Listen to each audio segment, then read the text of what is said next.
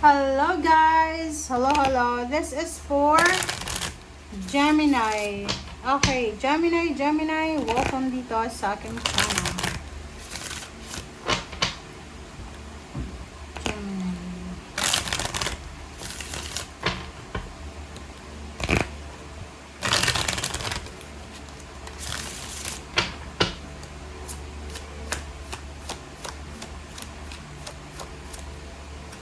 Okay, first card natin is Bat.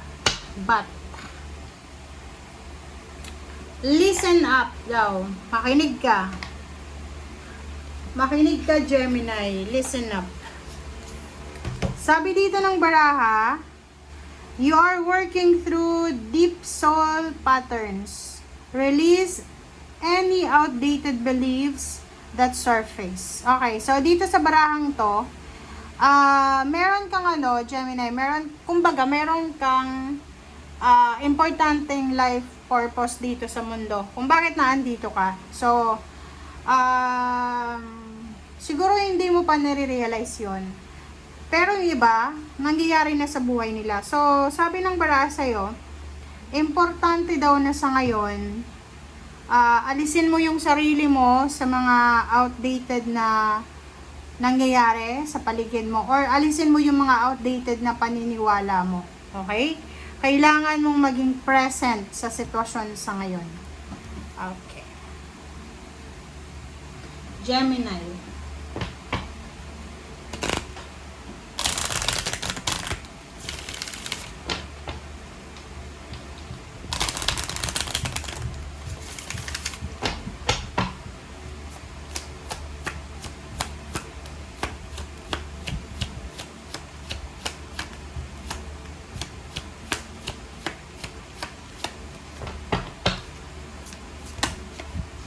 Okay, healing heart. Healing heart. Wow. Gemini, ikaw daw ay powerful healer. So, siguro may mga Gemini dito sa inyo na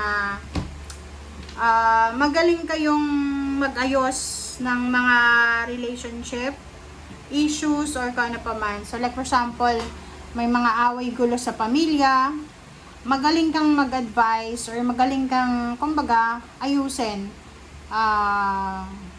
Pinagbabati mo yung mga nag-aaway-away, magaling ka din magbigay ng kuro-kuro, parang ganun. So, sabi ng baraha sa'yo dito, you're a powerful healer. So, may kakayahan ka na gamutin kung ano man ang mga dapat gamutin sa buhay mo, sa ibang tao, parang ganun. Keep up the good work. Parang sinasabi ng baraha na ipagpatuloy mo yan, Gemini, na ginagawa mo sa ngayon. Okay.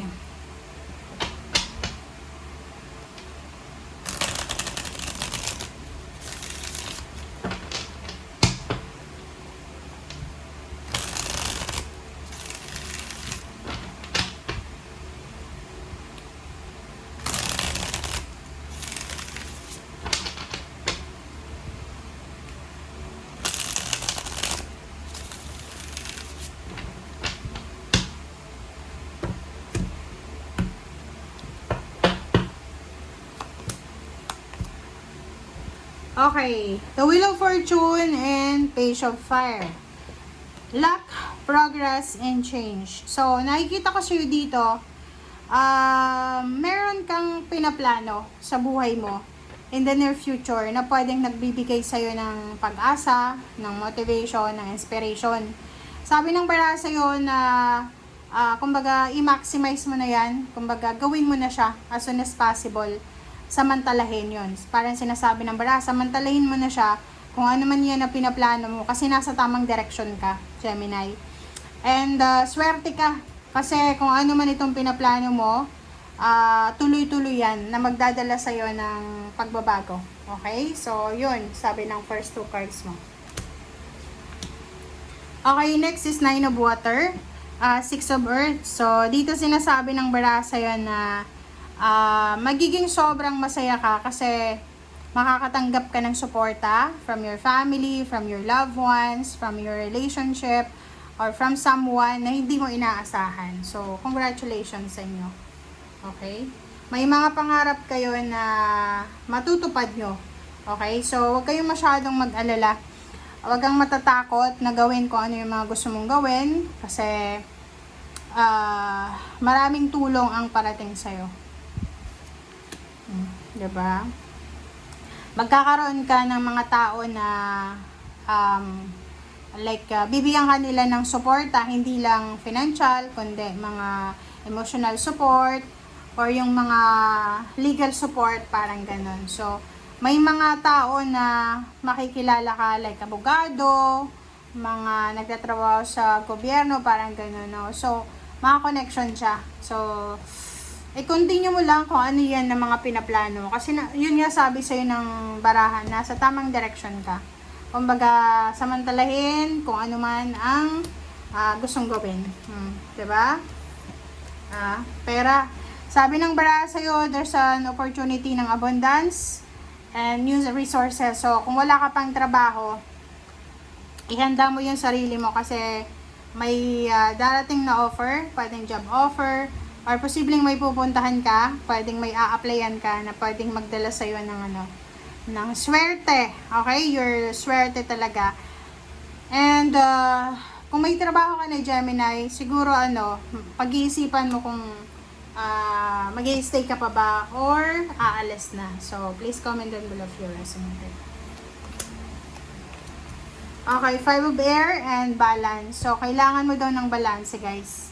Kailangan mo kontrolin ang sarili mo, moderation, reassess the situation para hindi ka magsisi sa bandang huli. So, kung ano man yan na gusto mong gawin, may mga bagay-bagay ka na hindi ka sigurado, pag-isipang mabuti para hindi ka magkamali ulit. Reassessment ang kailangan mo ngayon. Kailangan mong i-reassess yung sitwasyon, kailangan mong kontrolin ang sarili mo, kailangan mong timbangin ang lahat, para maiwasan mong magkamali or para maiwasan mong maulit kung ano man na pagkakamali sa nakaraan. Okay? Diba?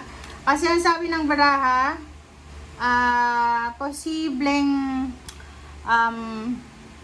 once na nagkamali ka sa sitwasyon na yan or sa desisyon na yan, matatagalan ka bago makaalis dyan. Ano yung ibig sabihin niya, guys? Mag-iingat yung lahat ng Gemini sa love life. Kung may asawa ka na, huwag kang papatol sa iba. Kung may boyfriend, girlfriend na, stay put ka na dyan sa boyfriend, girlfriend mo kasi posibleng mapikot ka. Posibleng, yun na nga, isang decision lang. Wag iwasan natin yung pagjo-joke, iwasan natin yung parang